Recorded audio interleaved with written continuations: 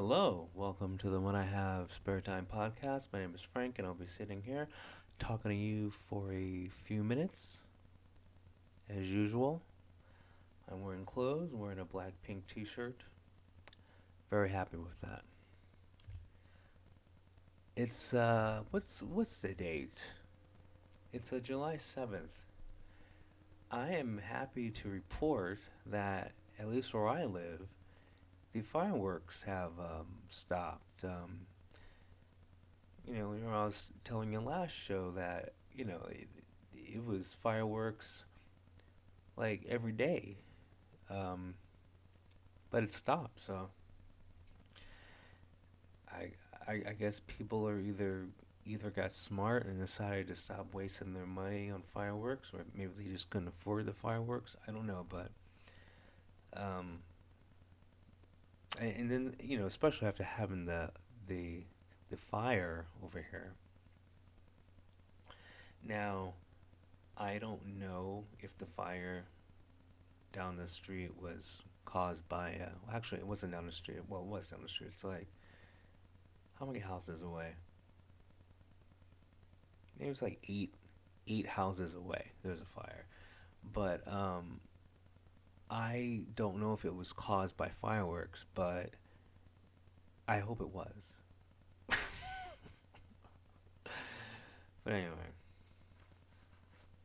I'm not here to talk about fireworks or or hot dogs. Man, I had a lot of hot dogs though. Like I had so many hot dogs. It was like I was preparing for a hot dog eating contest, and I never eat hot dogs. It was just like, oh, it's the Fourth of July. Like I bought enough hot dogs to last 3 days. That's not good. But anyway, I want to talk about the riots, the summer of love in France. For those of you that don't know, there were some supposedly police overreaction, whatever. Anyway, this cop shot a kid. It's because this there was a traffic stop, a routine traffic stop. There was a 17-year-old delivery driver. He's from some shithole country. I don't care. He's an immigrant. France, France had a good thing going. Everyone living there was French, and then they did something stupid. They started letting people in their country, and that's when the problems start. Anyway, it's a traffic stop. There's two cops talking to the kid inside the car. Of course, the kid is being difficult. One cop is leaning over the hood and he's pointing a gun at the kid, but he's leaning on the car, okay, with a gun pointed at the kid's face. And there's another cop at the side window. So there's a cop at the front window with a gun pointed at the kid, going, get out the car. They're trying to get into. When there's a cop, this is what I understand. When there's a cop pointing a gun at you, saying, get out the car, just get out the car. When there's two cops, one of them with a gun on you, like gun pointed at your face, the other one at your side window, trying to get you out of the car, and this is in broad daylight, plenty of witnesses. Just get out the car instead of arguing with them. So the kid, instead of you know doing what the cops are asking, remember there's one cop leaning on the hood of this car. So the cop is, you know, I don't know how much more I can explain it, but he's leaning on the hood of the car, pointing a gun through the window, through the front window at the kid, and another cop is at the side. So he decides to take off in the car. So what do you think the cop's gonna do that has the gun pointing at you, and you're gonna hit him with the car now? It's gonna shoot you. The car is considered a weapon. You are now ramming a cop with a car, but that cop has a gun pointed at you. What do you think is gonna happen? Yeah, the cop's gonna shoot you. Because think of the cop's mindset. Well, if you're, I don't know, crazy enough, dumb enough, there's something wrong with you mentally. Like the disregard for human life. There's something wrong with a person who has two cops repeat can't talk, repeatedly saying, "Get out the car." We have to search the car, whatever. Get out the car, get out the car. And there's a gun pointing at you, and you just don't care, and just drive off. I mean, there's a problem. There's a problem. There is a mental. I don't know. Like I've been 17, and I've been stopped by the cops. You just stop. You talk to them for, I don't know. Sometimes it takes 3 minutes. Sometimes it takes 20 minutes. But you just answer a few questions, and they let you go. Now let's say if you, let's say you're not doing anything wrong, and the cops arrest you, right? They take you in. Okay. The way things are with there's you're always on camera. The cops have body cam. Like there's just so much, like you're always on camera. Like even the stores have cameras, the houses have cameras. Like on my block, like almost every house has cameras. And then the houses that don't, they're on camera because the house next to them has cameras. So like you're always on camera. So let's just say, the cops arrest you for no reason. There's so much evidence. Yeah, it's gonna suck for a couple of days, but you're gonna be alive, and then you probably have a lawsuit after because there's just all this evidence that you didn't do anything.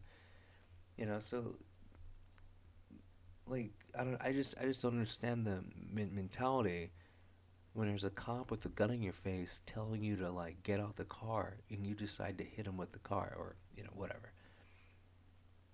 Technically you did hit him with the car because he's leaning over the hood and you drive. So yeah, I don't understand. There's this disconnect, and is it from playing too many video games? Did he do it because he didn't believe in Jesus? I don't know what the reason why this kid thought, hey, it's a good idea to just drive off while there's a gun in my face. I mean, this is called Darwinism. This, and then supposedly they said he had plenty of run-ins with the police. So if you're 17 and already have a history of not getting along with police, I mean, it was only a matter of time. But why are you mad at the police? What did the police do to you at 17 that you have all this anger, and that you're just like, I just don't understand people that don't know how to de-escalate a situation. I remember one time I was at the park. Uh, the park closed at 10, but the thing is, there was I'm guesstimating there was about 200 people at the park. You had like two full court basketball games going on, the crowd watching, uh, people eating at like sitting at benches. I think one guy was still doing a barbecue thing. Like there was like a couple hundred people at this park, and it was like 10 o'clock. I know the park is popular, whatever. I mean, sorry, it was 9 o'clock, 9 p.m. And so when the park closes, like they have to close the parking lot, which just means they put like this, I guess, bar down, or I don't know how to explain it, but I'm sorry, there's like a metal pole that they close. It's like a that doesn't sound right. It's like this metal pole that swings open. if that makes sense. And you close it, and by doing that, cars can't leave the parking lot. There you go. So this cop was closing that, and so he walked up to us, was like, "Yeah, the park's closed. Like, you guys gotta go." No, even though there's 200 other people at the park, we're like, "Yeah, sure, we'll go." And the cop's like, "No, you gotta go now." But like, we were sitting at a picnic table, at a table, and there's literally, papers. Um, I think everyone had like some kind of musical device, like drumsticks. Like, we had like a lot of things to pack up. So as soon as the cop said that, we started packing up. He's like, "No, you gotta go now." I'm like, "Well, we're just packing up."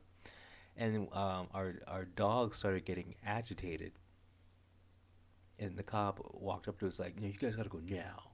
But we're packing up. I'm not exaggerating. It was this ridiculous. We're like, "Yeah, officer, we just putting our stuff in our bag. We're gonna go once we put all this stuff in there." Now remember, there's 200 other people at the park, so the dog is now thinking we're under attack, and it's a pit bull. So the so the dog starts growling, and the cop keeps getting closer, and I'm like, "Dude, you can't tell that you're freaking the dog out." And so the cop reaches for his gun to to I guess make the situation worse, and the dog freaks out. And so the cop points his gun at the dog, and I'm like, "We're leaving. You're the one causing this problem." And I told the cop, "Just stop moving. We're leaving. Stop." And he kept walking towards us, and so now, like, one of us had to grab the dog, and I stand in front of the cop and the dog. I'm like, "Dude, if you just let us pack up our stuff and move away, the dog will calm down and we'll be out of here faster, okay?" And then there's someone else. I forgot who was there, but I turn around, and my friend was filming the whole thing, and I saw him like, "Oh, we're being filmed right now," and then the cops like stopped and just walked away. So I guess his body cam wasn't on. I don't know, but anyway, there's just ways to. Obviously, the cop was the one escalating the situation. Now, if we were to complain, "But there's 200 other people here, why do we have to go?" Then that means we were escalating the situation. So I'm saying, you just gotta do what the cop says, even if the cop's wrong. Just agree. Just go. "Okay, sure. I'll leave. I'll pack up my stuff right now." But yeah, see, like even in that situation, the cop escalated, but we didn't escalate it. But we have brains. Yeah, I know. Like, granted, I went to the public school system. You know, it's shocking I can tie my shoes, but somehow I managed. But this whole riot in France was caused by escalation. The only thing the kid had to do was get out the car. Now, I don't know why the cop was leaning across the hood, pointing a gun at his face. I mean, but we haven't heard the whole story. So like maybe the kid, because they said the kid had run in with the cops before, so maybe he had a past aggressions which made the cops come at him in an aggressive way because of his past, which makes sense, So, but man, like France, there's just it's like the summer of love. There's just riots all all over the place, all because these three people didn't know how to just de-escalate a situation. It makes no sense. But then maybe he wanted to be a martyr, or maybe he's thinking, my family can sue the cops for millions of dollars because I'm just a delivery driver. I ain't doing much, dude. If you're a 17-year-old delivery driver, that's the equivalent of a because like that's like an old man job. That's like a 45-year-old single man's job, delivery driver. So it's like I don't know. It's not like he had a future, so Yeah, I love riots. Listen, France. I'm gonna help you out. I'm talking to France right now. Kick out all those people, and I'm gonna repeat it. Kick out all those people.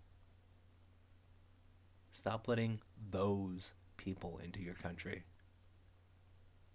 because you weren't having riots until you started this immigration bullshit. You don't see Korea, you don't see Japan, you don't see China, you don't see these, you don't see Thailand, Vietnam, you don't see these Asian countries letting in a bunch of people, okay? And they don't have riots. Notice the countries that have riots or the countries that have immigration. What about those riots in Germany? What about those riots in Sweden? What do Sweden and Germany have in common? Oh, let's just let people in now. These two countries, Sweden and Germany, had a good thing going. Just a bunch of hot blondes walking around. These purebloods, Scandinavian, tall, skinny, got that World War II DNA, and they ruin it, just letting in anybody. And what happens? Riots. Oh boy. See, the thing with like those Asian countries, the people they let in are rich foreigners who are going there to live a better life. So you're letting in, quote unquote positive element into your country.